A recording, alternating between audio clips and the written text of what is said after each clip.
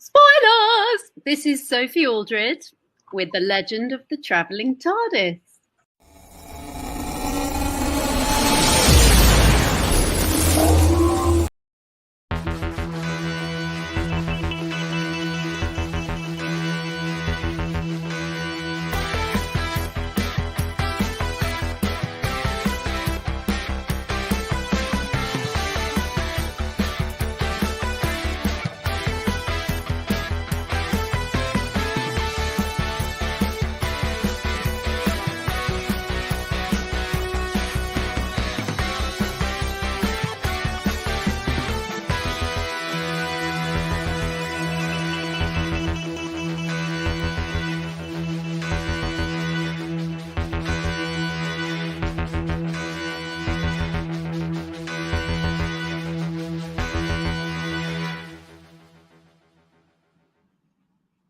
Hello, fellow Whovians.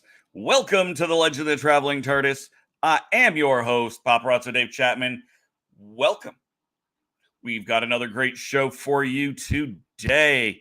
Things are glitching on in the background of some people. That's okay. We've got this covered. So yes, we are doing today The Impossible Planet, as pointed out by the artful Roger. Yes, an episode about a planet near a black hole. What could possibly go wrong? Maybe not all the things you think. But this show, anything can go wrong. So, first up, let's take a look at who we've got with us today, starting with the one and only Gadget Pendragon. Hi, Hey, guys. Gadget, how you doing? Hanging in there. wondering about Comic-Con because I just got a message from someone saying they wanted to know if there was going to be a TARDIS there to stand and pose with, and I messaged them and I said, I don't think so, but I will have Squishy with me, so everyone is wanting to see Squishy. They're all hoping to see him and everything and stuff, so I guess a lot of people want to be companions. There you go. The Legend of the Squishy TARDIS. Yep, right behind me over there. Yay! And of course, we've also got Michelle from the TARDIS Archives. How you doing? I'm doing good. Welcome me back. Yay! Yes, you missed last week. We missed you. Yes, work on the way. Yeah, it happens. It happens. We've only got so many hours in a day and so many days in the week. We don't actually have a TARDIS with which we can, do things. Except maybe Tom. Tom might have one. Tom's got, what is Tom? Oh, no. Tom's got a book. No, he didn't. What's that, Tom? Just reading Gadget's book. Oh, Gadget book. Gadget, you have books? Yeah, I have two. I have for all the kids and kids at heart as adults, the Dungeons and Dragons guide and everything and stuff. Especially if you have learning disabilities, this is a very good book. If you're just starting out or want to learn how to be a junior dungeon master, a dungeon master, it's the most simplest thing. It's easy to understand. There's even inside little pamphlets of how to basically score, how to some dice in here and everything. Let's see if I can show you that one, like how to make the dice. There's a lot of good stuff in there for all those beginners out there or adults and everybody who can't play very well but need a way to play and maybe fake it and everything. But like what Tom has, it's Copley and Newcastle Journey and Beyond. It was about my adventures in the UK when I went to see the Doctor Who experience, when technically thought I had found love and everything and stuff, but you would never know until you know the ending on it and everything and stuff. But it was a trip that was very interesting. But my pride and joy is this one because I want to see kids smile. I want kids to participate, even though if they have a disability. I don't want anybody left out. So this is a good book for those. And like I said, beginners, because I got everything self-explanatory in here, everything, instructions, you name it, and a few errors being dyslexic myself. Of course. Mm-hmm. Tom's got another book. Hey, Tom. Other than reading some really cool books, what you doing?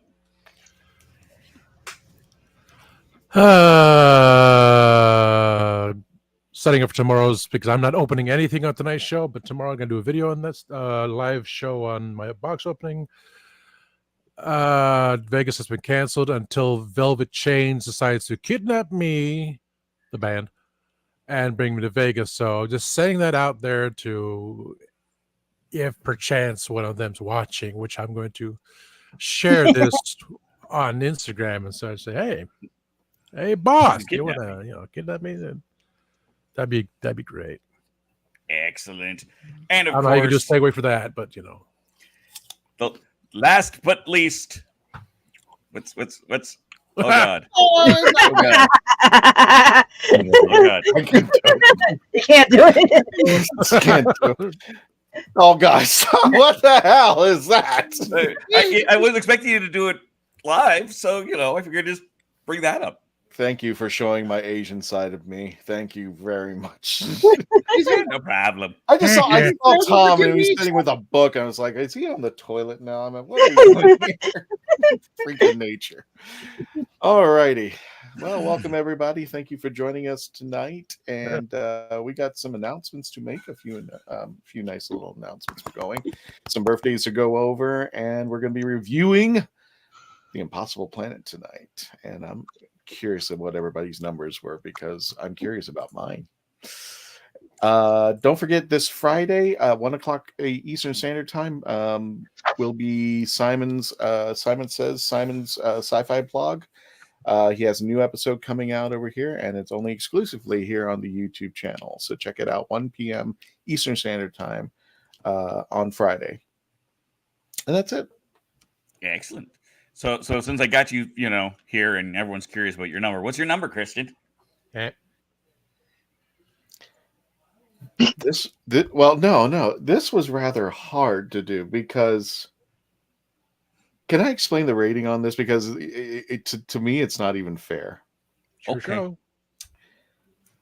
It's like rating a cake, and I present to you two separate dishes. One is the cake itself. The other dish has icing on it.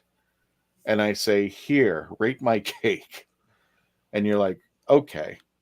So I would, unless the two are together, I'm really doing a disservice. So 9.5. Wow. But when that cake comes together, that number goes up. That's all I'm saying, right? Okay. And that will probably, of course, the Candyman cake. Nice. Okay. Oh yeah, it just made me hungry too. But Yeah. 9.5, and it's not because I wanted to go last. It's I'll explain everything that I enjoyed about this episode. There are a few hiccups, but Always. oh, Tom, how about you? What do you give this sucker? Well, he beat me. I went with 9. 9. I'll explain my number when it comes up. Yeah, you're sure you don't want to make it like a 9.51? No, I'll explain my 9 very Okay, that's fair. easily. How about you, Gadget? What do you say? I was gonna say an 8. Okay, that is reasonable. And because of how you need the other part. or maybe I just don't want to go last. That's why I have it. That's also possible. So Michelle, I'm going a 9 with this one too. you went with 9 as well. Fancy. That's We how got low some score good goes. high ratings on this one. And where you think it wouldn't go up, it would potentially go up even for Christian. Fabulous. Maybe we should start with the highest one. I'm gonna kill you. Hilarious. So It doesn't matter to me. I'm just I don't want to. No, I have high ratings, We'll so go it's traditional, and about we'll this let for a while. Gadget go first. Okay. Okay. So Point. Gadget, you gave this an 8. What missed for you? Why the comparison? Well, I had to rewatch it because when I first saw it on a certain channel with ears, they reversed the episodes. So I was like, okay, this don't make sense and everything. So when I rewatched it now, I'm going through everything. You could tell it was a little dated and everything. It was a little and everything stuff because you do need both parts together to give it a really good rating because it is good as one unit and everything. But it was some scenes I felt were very predictable, like here's Johnny, here's this. The number sequence thing was a given. That one, you saw it going right in and everything. But I think I might have been spoiled because I had part 2 first before I saw part 1 and everything. But something always threw me off with the numbers of all the doors and everything, certain things, like the symbols. Why can't the TARDIS translate it? How much older is that? Because I thought the Time Lords were infinite and older and everything.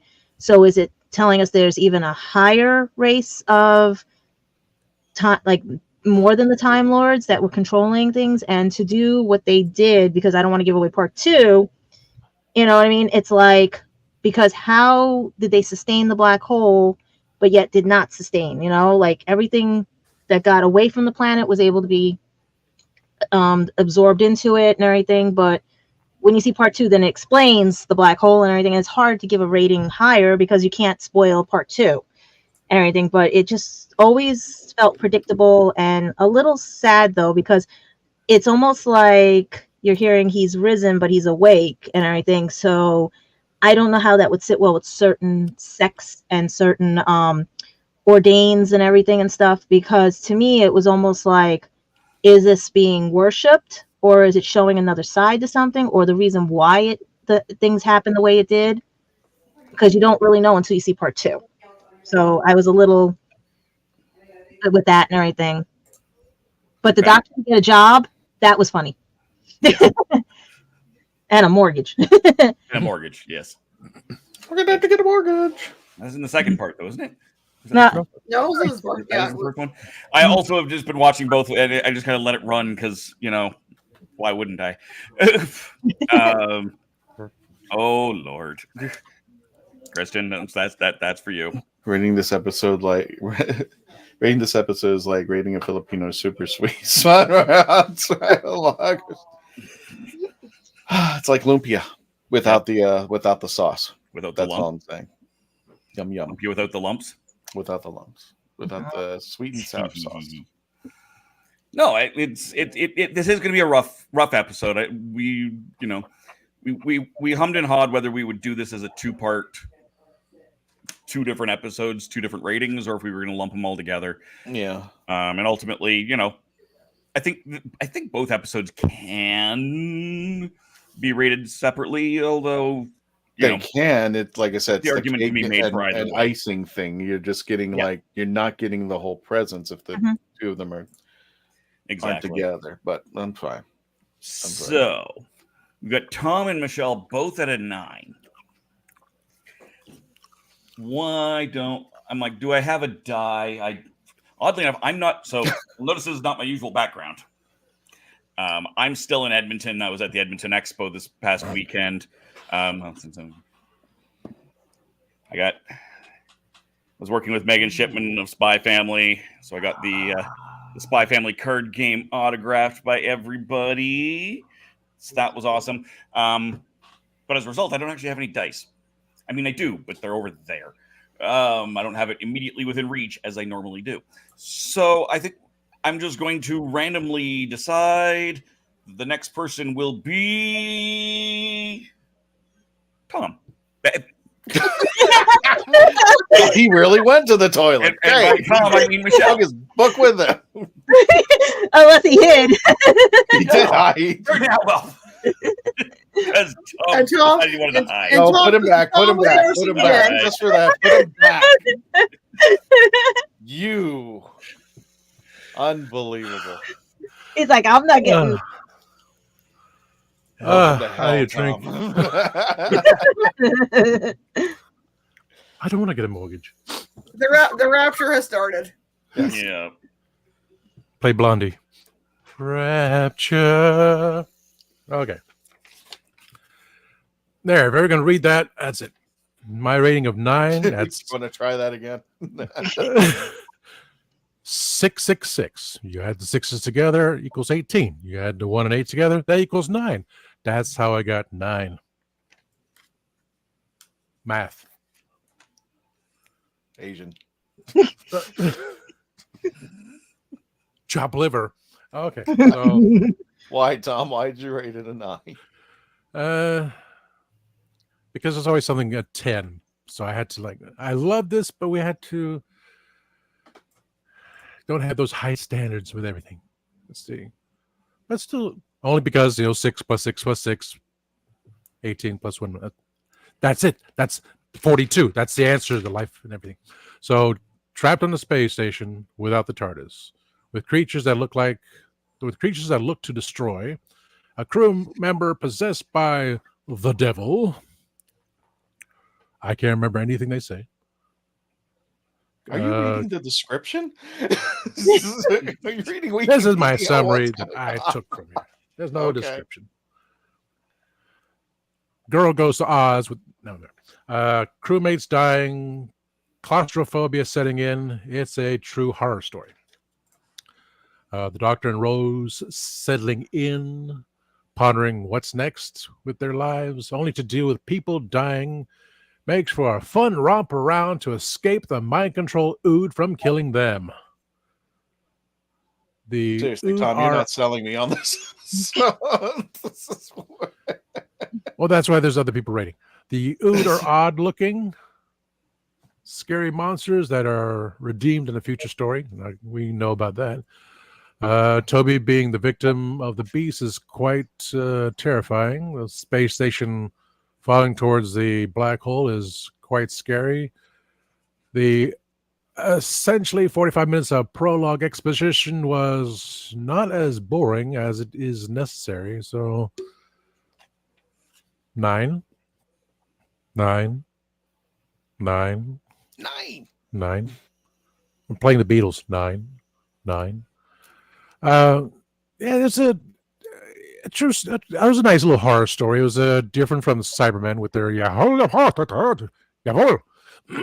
of thing. That just Like, looks okay. like the prawn right there. It is. I'm behind you. Don't turn around. I'm going to get you. It's okay. Whatever line is from the other stories, which I can't think right now, is like, would you like to play a game? No, was it? Crime. I don't know. We all know the horror stories. So it's a nice little horror story. A space station outside of a black hole. Kind of Deep Space Nine-ish routine in my mind. Black Hole, the old Disney movie with Anthony Perkins, the big red robot, and Vincent. So I gave a vibe there. Of course, the alien situation. Oh. Maximilian. Maximilian, thank you. Maximilian, Vincent, old Bob. So I had that feel of, I love it. why do you want to be? Why are you in a space station outside of a black hole in the first place? Why are our astronauts still trapped on the space station up above?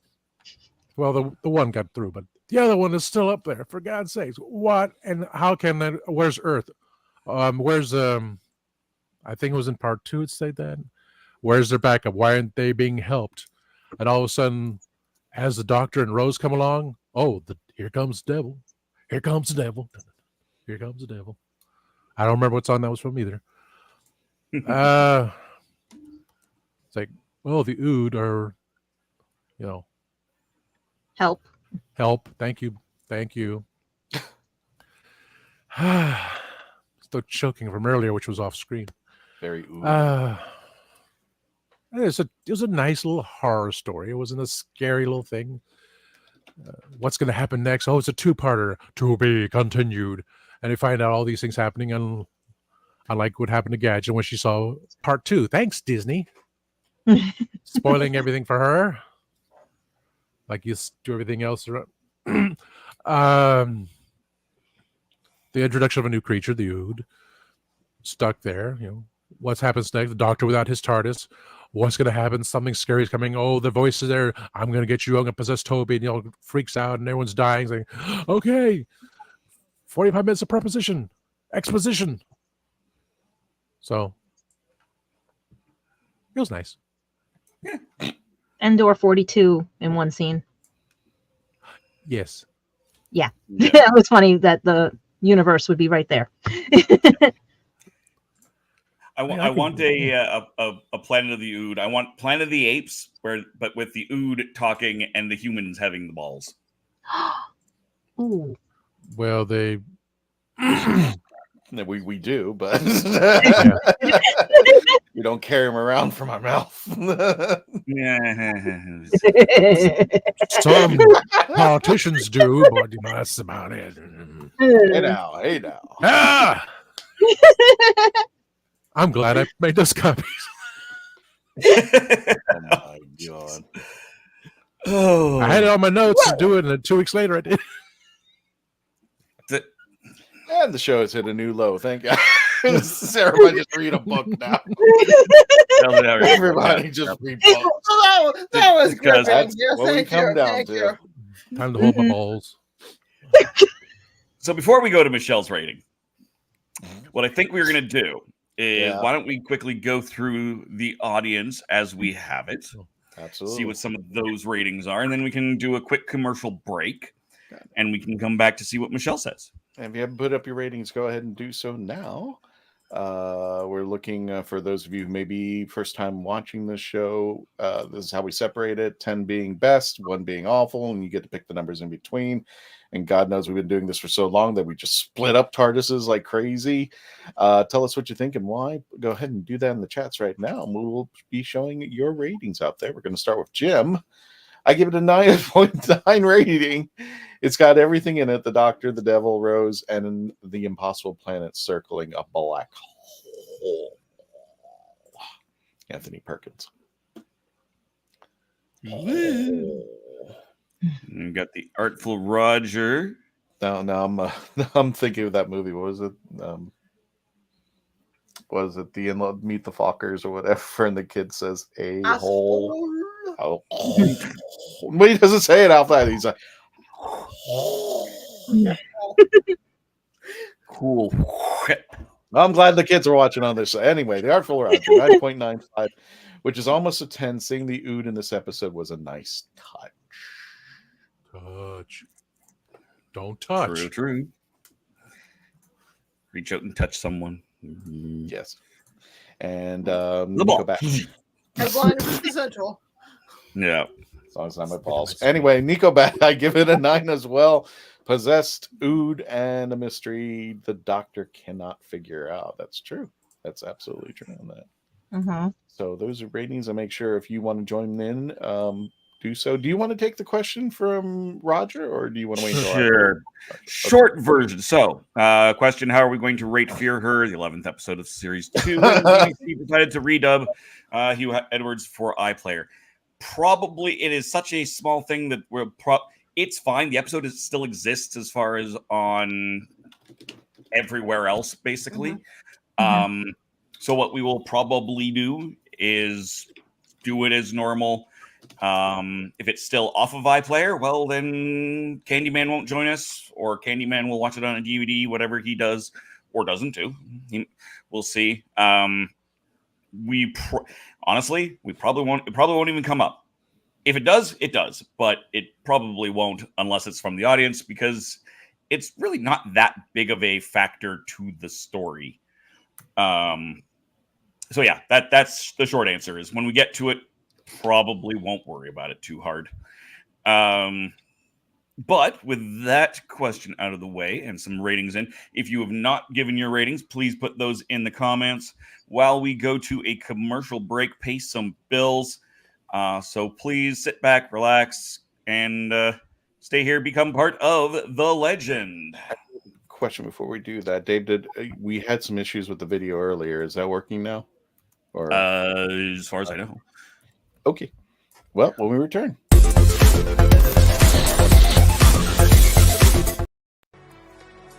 Are you a movie nerd? Do you collect VHS, DVDs, CDs, records, and so much more? Are you looking for clothing from 1940s to 2000s? Do you need cosplay or themed outfits? Come to Ducky's Vintage. We have it all for all budgets, located at the Oviedo Mall right off of the 417. Ducky's Vintage for those born in the wrong decade. Hey everybody, welcome back to an all-new X's for Show, your premiere show for streaming media content. A great creative team and a great concept that is years in the making. That's certainly one of the interesting things about this as a program. Hot names, even hotter ideas. The silliest version of every single one. Hot names, even hotter ideas. Everybody is so even-keeled. That is a nonsense thing that you just said. I'm not wrong. I've seen all the films. I get what you're saying. I hate it. It's really ugly to call that a genius on air. Nobody screams at each other and goes, I will fight you! Wow, what a great moment for our show. Truly, we did it. This would be a great jumping on point for you. 2,000 episodes in. Every weekend and Wednesdays. Shows no signs of stopping. You can check the show out at X's for Show. Come on. I mean, we've got a show, baby. Just, you gotta trust us. It's gonna be good. We are a touring acoustic duo crashing kitchens around the country. We go from house to house every Friday night, and we create music, we create food, a good time, we stream it live, and we do it for free. So now we're just really kind of like trying to develop it and build a community group that people believe in, then they'll help us. So we played from our rehearsal room, we played from the bathroom, thankfully that didn't catch on. I probably played guitar in my room, not for anyone, in front of anyone, nobody heard, for probably about 10 years. And then one Friday night, we played from the kitchen. It's the main place people want to be. It's where the food is, it's where the drink is, it's where the best lighting is. You can go to any party and I guarantee you, the kitchen is going to be popping. Our ultimate goal, I think, would be to crash kitchens every Friday all around the world.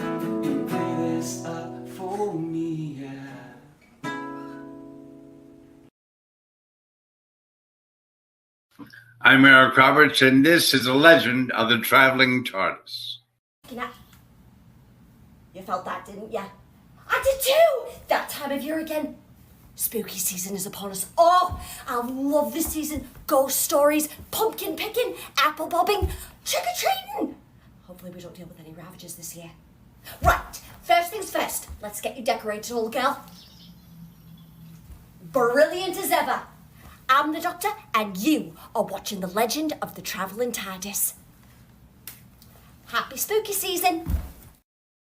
Welcome back to The Legend of the Traveling TARDIS. My name is Christian Basil, showrunner. We've got the host, Dave Chapman Paparazzo from TheRatHole.ca, Gadget Pen Dragging Michelle, and as well as the hashtag guru himself, Tom Kosak. Today we're reviewing Doctor Who's The Impossible Planet. Also, we want to give out a shout some birthdays. Billie Piper celebrated her birthday just recently, as well as our good friend, Ashley Eckstein. And if you haven't checked her out, we've actually got an episode where we interviewed Ashley. The link is should be in the description. If not, you can just search on the YouTube channel and just look up when we was still at Wizard World. You can check out Ashley Eckstein's interview with us. Also, we want to thank everybody for getting us our goals. 1 million views. That's incredible. And now 32,600. Damn. Damn. Just a lot of you. Damn good. Shy of 666, huh? Exactly. And it's, yeah, let's get it from 32,666. Yeah, let's just freak out, everybody. And also, starting this October 1st is the 31 Days of Halloween on the Traveling TARDIS. You can check it out on our YouTube channel, on our Facebook page. But if you're not waiting for Halloween, it's already started here because we took the Traveling TARDIS over to Halloween Horror Nights at Universal Orlando. You can check out all the pictures and videos that are going up on a daily basis practically. And we just had an awesome time out there.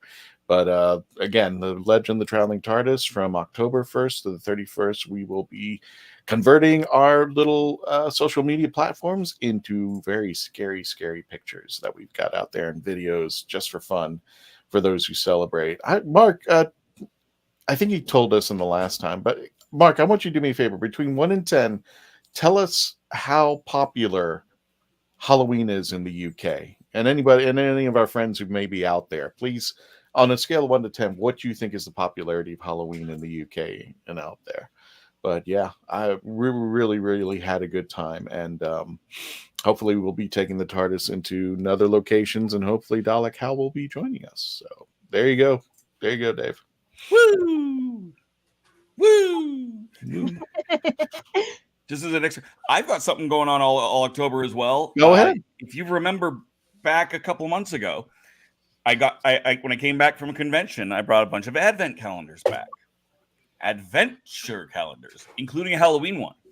Oh, nice. So those will be going up. I'll be opening a door every day on YouTube. So you can check that out over on my channel, youtube.com/TheRatHole, DOTCA. The first episode is edited off of this very program because, again, I previewed it. I went and I opened box number 1, door number 1, here live on The Legend of the Traveling TARDIS.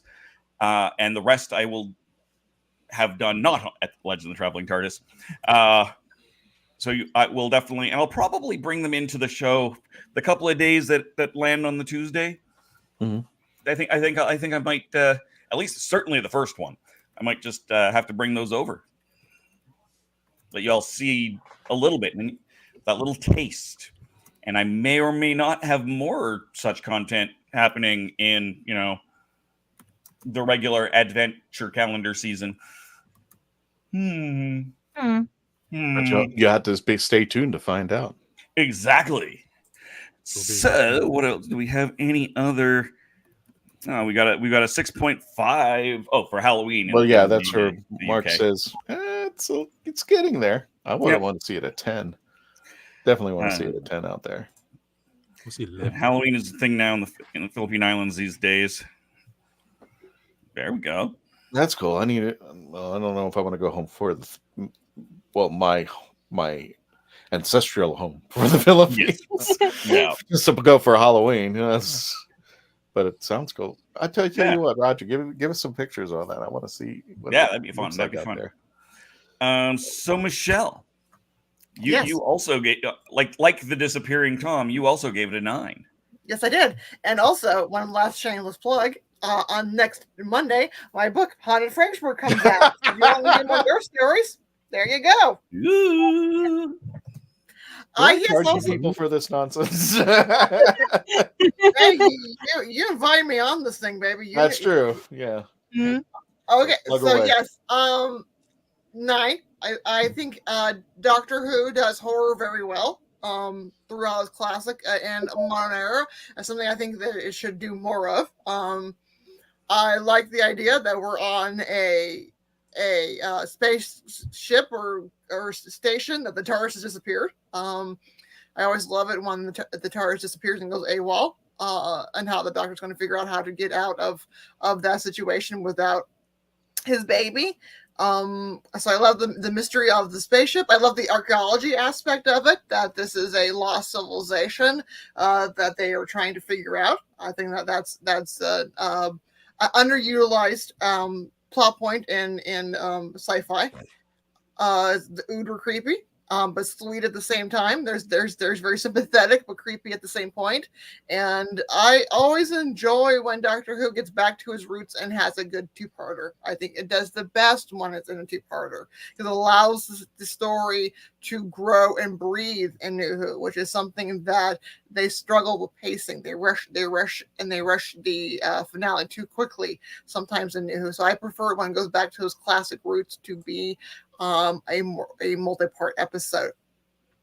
For the part, one reason I didn't give it full 10 again, Kaiser van der Zandt is my favorite, and so very few can get up to that level. But also, I'm old-fashioned. I don't like the Rose and Doctor relationship as the romance, and you're definitely starting to see it in this episode where she is falling in love with the Doctor.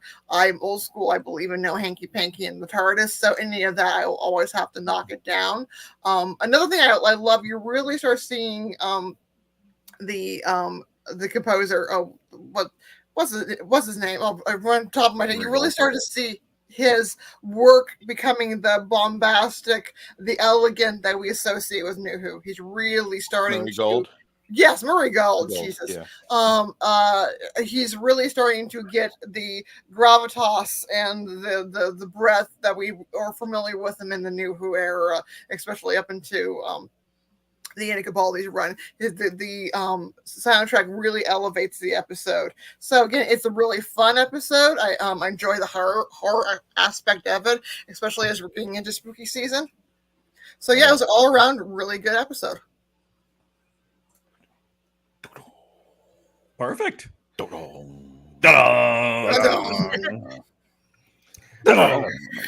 Well, then that means I seriously need a haircut. Do you? I don't know what's going on back here. It's getting poofy. Yeah. It must be that Florida humidity. Yes. I heard Jim Cantor's in Florida now, so you can all panic. Oh, he should just move down here. Jesus.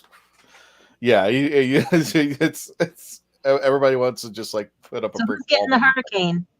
What I love in Florida, you measure is like, okay, so here, yeah, okay, where should we start putting up our barricades? You don't put up barricades. They just go to the local liquor bar, grab some gas, and have a party.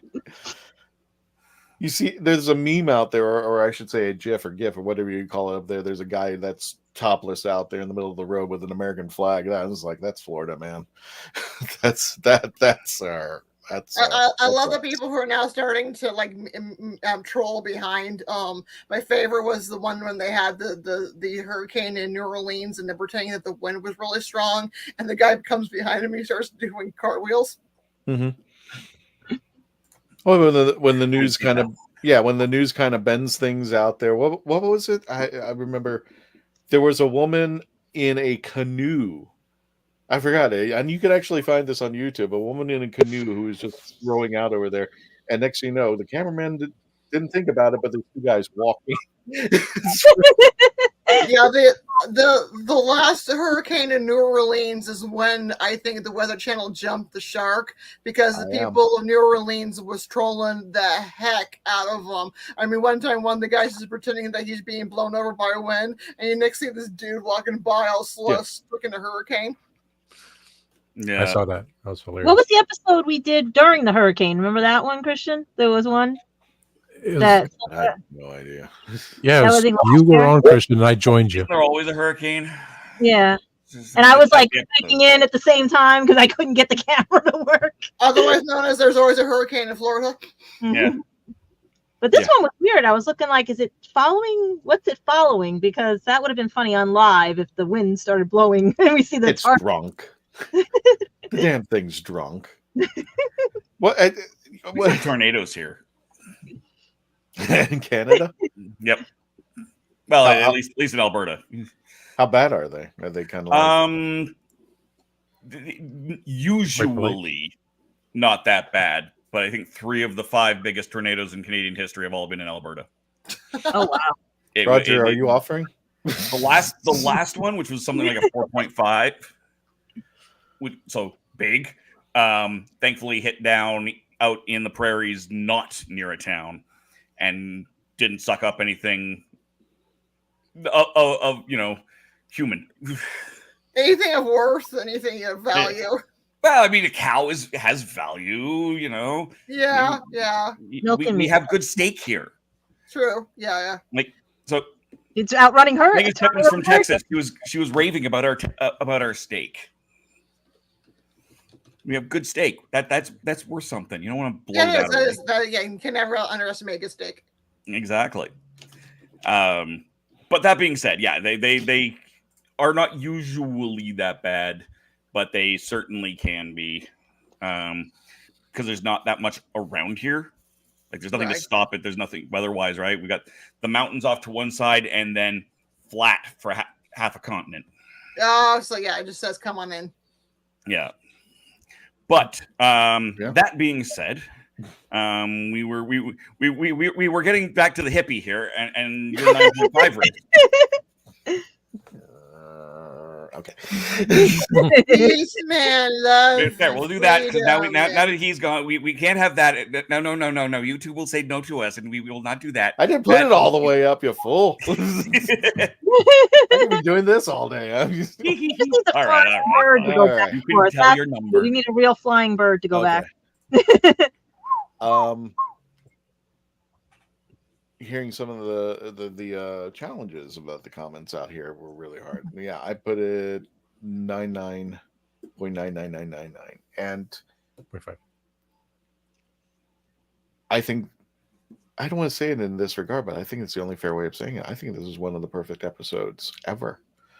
And like I said, it's hard to, the way we do the rating system between things, it's it's a cake and it's the frosting on either side, but when they're together, it's it's really magical to watch out there. You got these people, you got the TARDIS landing. Don't think about it. They basically come out of the cupboard, and the first thing they see is something that can't be translated. Okay, and they're kind of dropping hints that this is not your typical episode out there. And we got our monsters, we got the Ood, but really what really got me, and is like, what I think, honestly, this is one of the scariest episodes I've ever seen, especially when Toby has to deal with Satan. That scene where he's sitting there in, I guess it's like a science room or whatever. He's sitting there with the light up mirror, and you keep it, don't turn around. And I'm like, that's freaking me the hell out. The voice, Toby being told, don't turn around or you die. I mean, those things were really scaring the hell out of me. And one of the great things about this episode was the cast all around. I mean, you really were concerned about everybody who was there in future Torchwood. Now we found out later. Everybody had a bit, everybody was a bit of the concern. I don't have her picture. I don't know why it didn't come through. But Scooty, the worst tragedy that I could think of, they really played that out there, because she was only 20. And she saw Toby outside, and he was doing something with his hands, and eventually he would break open the glass that would suck out Scooty into the darkness, and then all of a sudden you see the Doctor and they're looking for Scooty. They enter the room, and surely enough, the Doctor finds her out floating, going towards the black hole, and that really kicks you.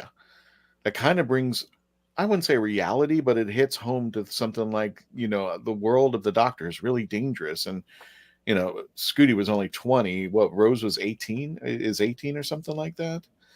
And I understand what you're saying, Michelle.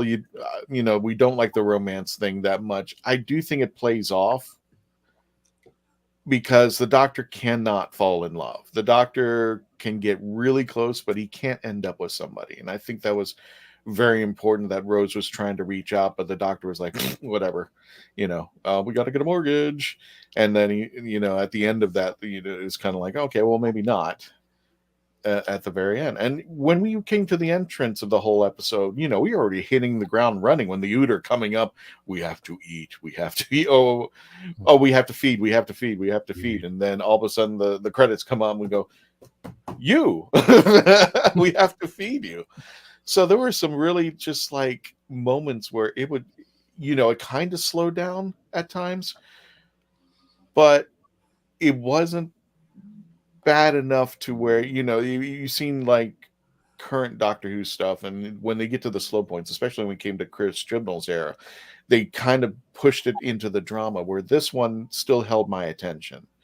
And when things were going haywire, you wanted to know what was happening at the next moment. You wanted to know what was happening to that character. They were so important and to the story. And I think, who's the guy that wrote this? Jeez, I'm trying. Hang on a second. It was me. Matt Jones, who wrote the story. I'm going to say this on to you, Tom. It challenged religion and it didn't. Yeah. And I thought it was so well balanced. It didn't say things were real or you had to go with it, like today's Doctor Who, where the moral seems to be so obvious, it just bangs you over the head. This one questioned religion. And I think it did it in a way that it entered the Doctor's world and didn't quite say, you need to pay attention to this.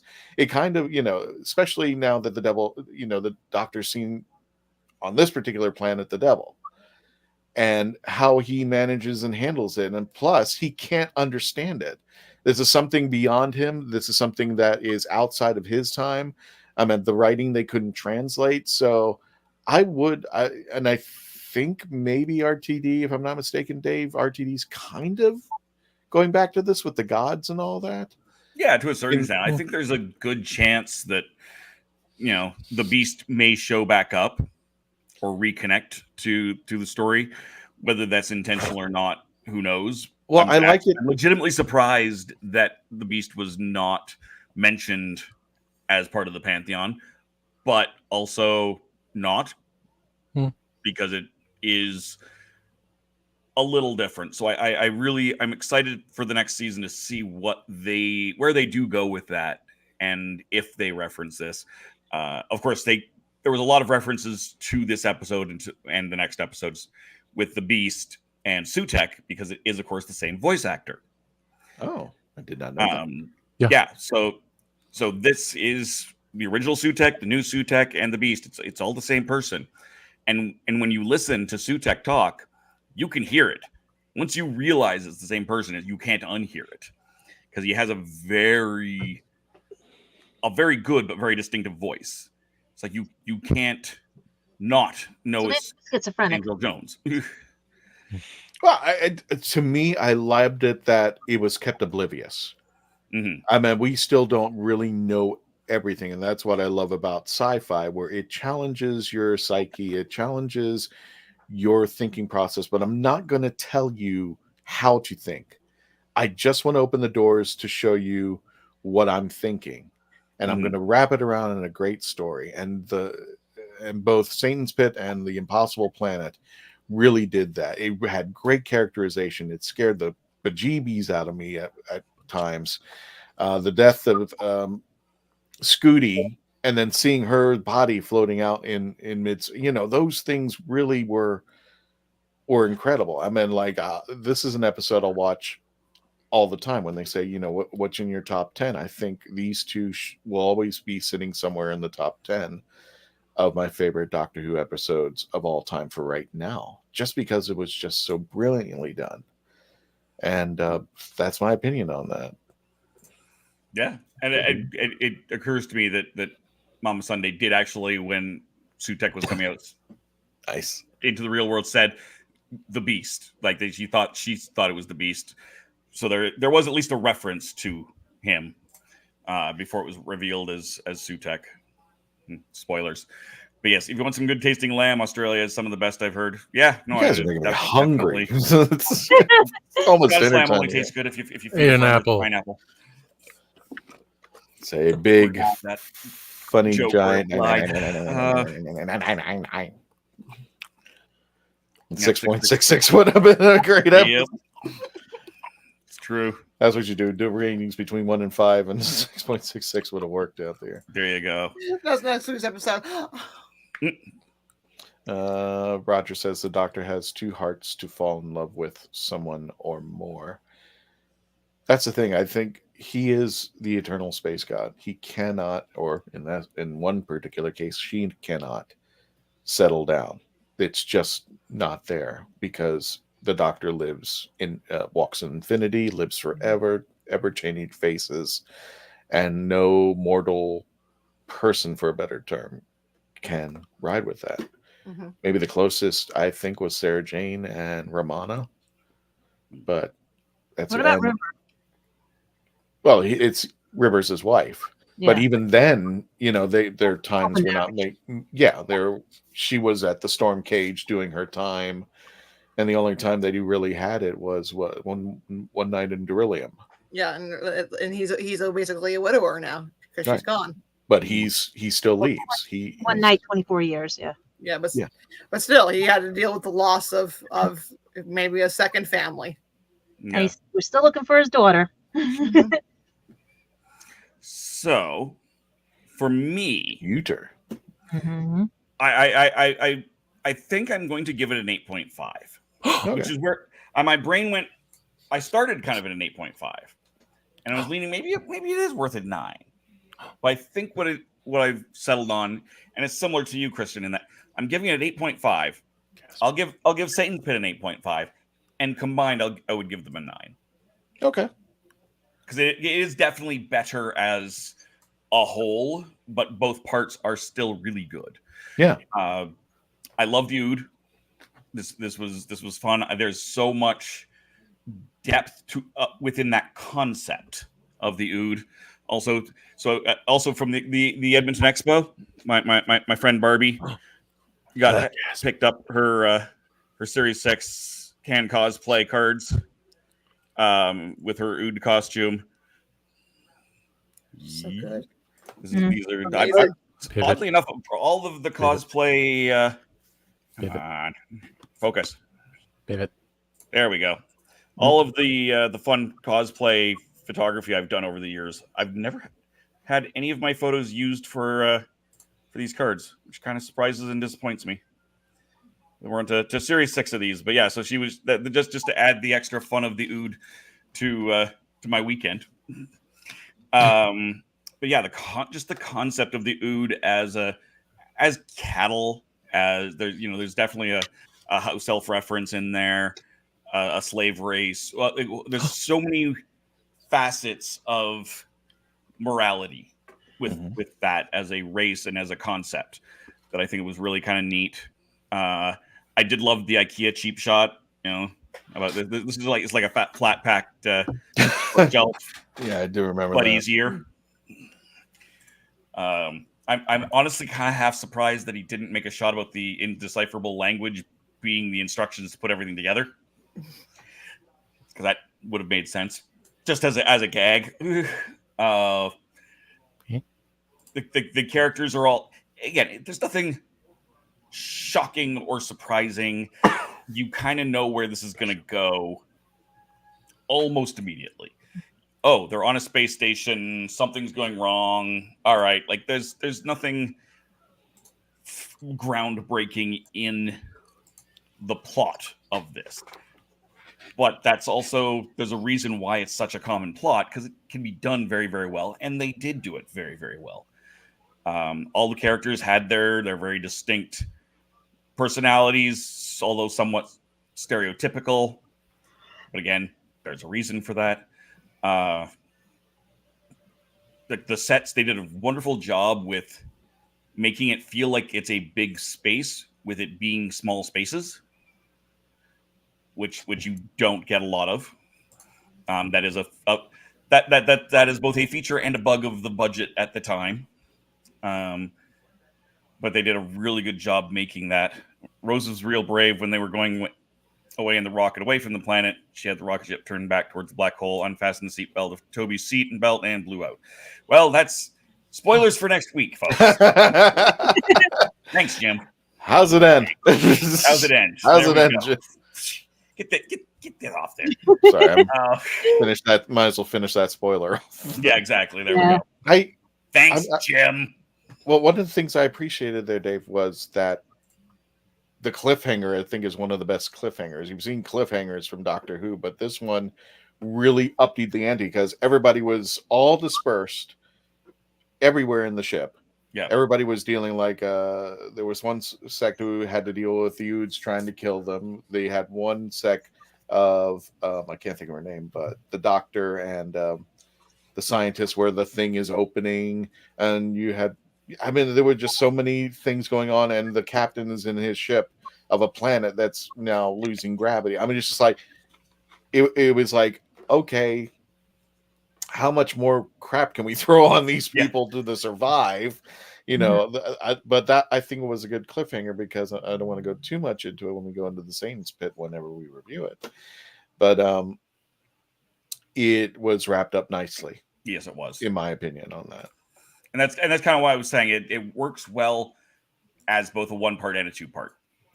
You can have a self-contained episode that ends on a cliffhanger. Right. In a way, like you can have, here's more or less, I'm satisfied with this episode, but I want more. Right. And this one did feel very good about where it landed with that, knowing that, oh my God, I want more. Having not watched it backwards, I can't say how well that works the other way. I will have to maybe consider doing that. I'll watch Satan's Pit first, and then I'll rewatch this. We'll see how that works. For season 2 of Shooties, that's what we're going to do. We're not going to watch Doctor Who until the very end and then work backwards. It will ease the pain. Yeah, I mean, that's how I've always told people to approach. I mean, not quite that literally, but how to approach Classic Who. Go backwards through the Doctors. What if the Doctors were always out of order, though? Which is okay. The reason I say go backwards through the Doctors in Classic is because the difference in storytelling between the 60s and now is incredible. It is culture shock. I watched people walk out of The Power of the Daleks because that was the first animated one that had a very limited film release. I saw people walk out because they were expecting the modern Doctor Who run moments. You didn't get that in the 60s. So, but if you work your way backwards, 8, 7, 6, you're going to miss a couple of through lines between them, but not that disastrously. You're eased into that. Oh, I recognize this change. Yep, that's very much the 90s. Okay, no, I remember that being the 80s. And it just starts working backwards and feeling more natural. If that makes sense. No, that's why that's the hardest part about Doctor Who. It's kind of like, where do you be? The constant question we are always getting asking, where do I start? And I always tell them Rose, because that's where the reboot came in, and you don't want to start with Unearthly Child unless you can tolerate the black and white, the wibbly wobbly sets, and the camp, really far camp acting, because people don't realize that people back then, when they were looking for actors, they had to go to stage. Yeah. So when we're getting into the 60s and 70s, if you really look at the acting, it's not method. It's nothing of what we have today. They were really campy. It's just the way that it fell through, because they were used to stage acting and not the acting that we have today. Now flash forward to 2024 and it's completely different. But you have to go in with a mindset that you're looking at through a prism of their time. And if you don't appreciate what they're doing in their time, you're going to get bored, or you're just going to go, oh God, let me watch New Who instead.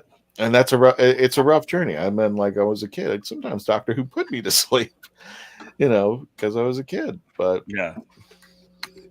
Or for me is go watch a bunch of videos on YouTube, and whatever doctor or whatever era you really like, start there. That's true. Yeah. Very true. I mean, as most people of largely our generation, I started with PBS and Tom Baker, but also kind of not related and stick with it. So I really do like the black and white camp. So I did go back right to 1. And then I watched 1, 2, 3. Oddly enough, just out of dumb luck, basically stopped at the beginning of Tom Baker, and then got separated basically from the universe of Who out of just life. And then when I came back to it, went the other way, and I still haven't actually watched most of Tom Baker.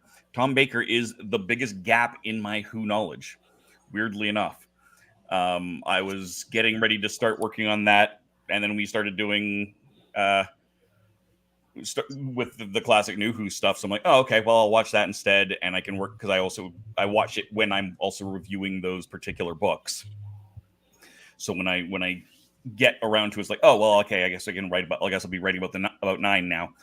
Now I'll be working on 10 now, and all of that. But next week, probably Satan's Pit, unless something weird pops up, which certainly is possible, and that will kind of transition us into our 31 days of It is technically the 1st of October, so that's our first big Halloween day. Exactly. It seems like a good option for that. Seems appropriate since it is a horror episode.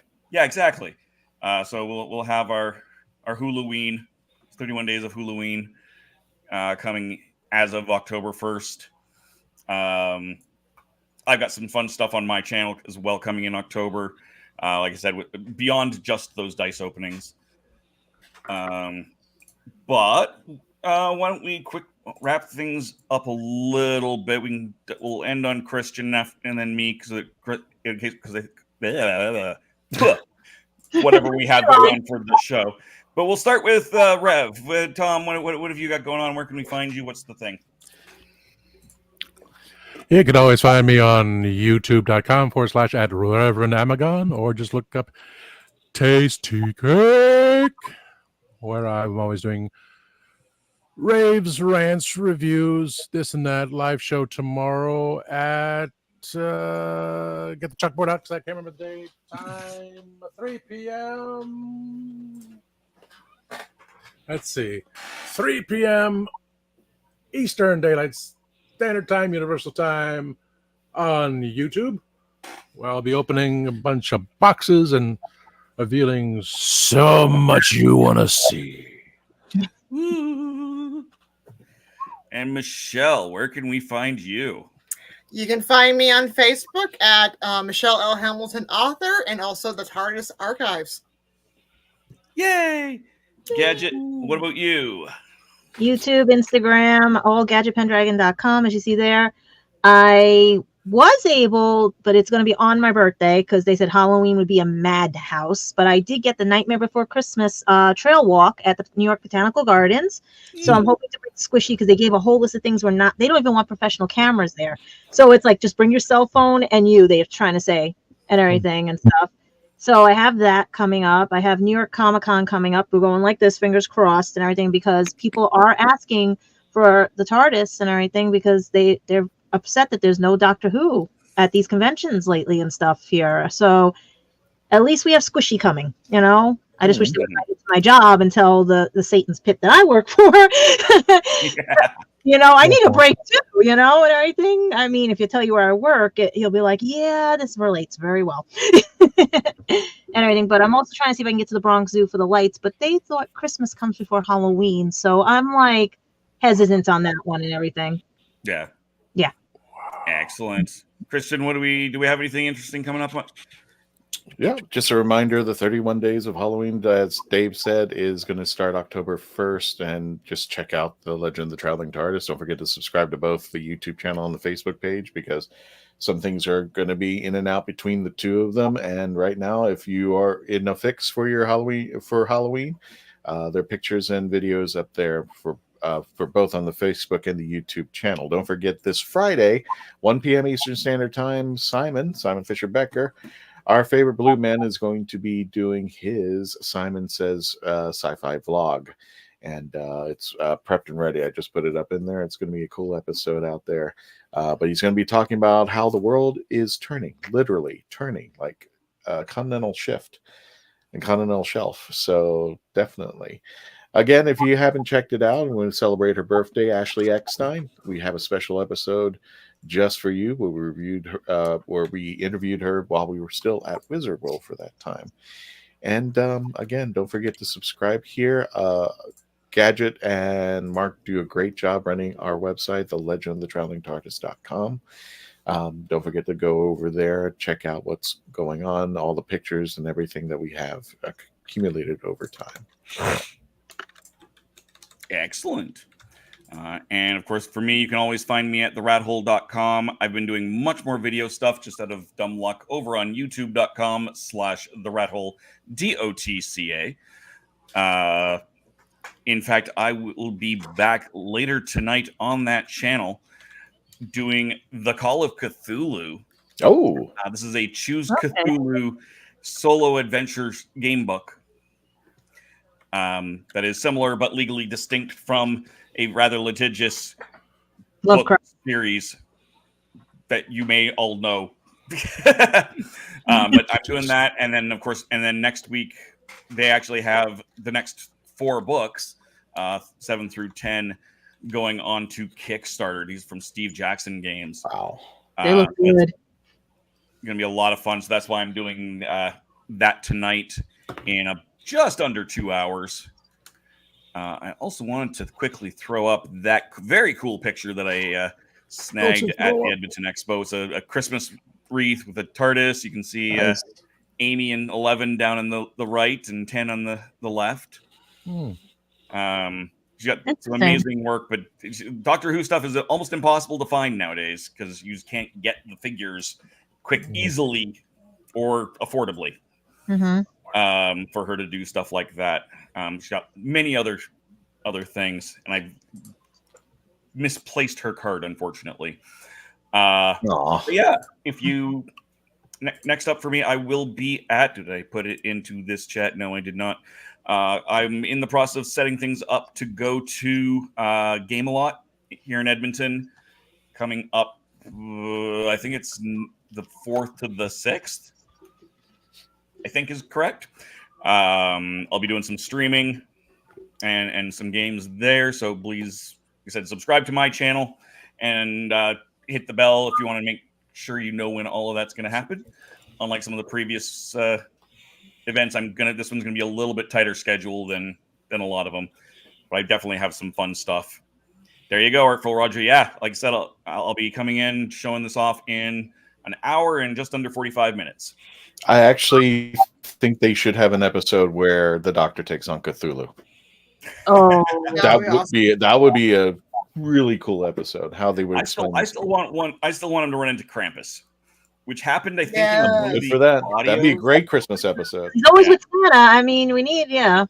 There you go. Let me get to Nico back. Doctor and Rick Sanchez. That would be an episode. Is Phantasmagoria coming this year to Halloween Celebration? They moved their time to November. We still haven't received a date yet, and I know this is his busiest time of year. And as they progressively get to October, it's harder to communicate with them. So we haven't picked a date yet, but he has promised me a November showing where he might, from what I understand, he might combine Halloween and Christmas.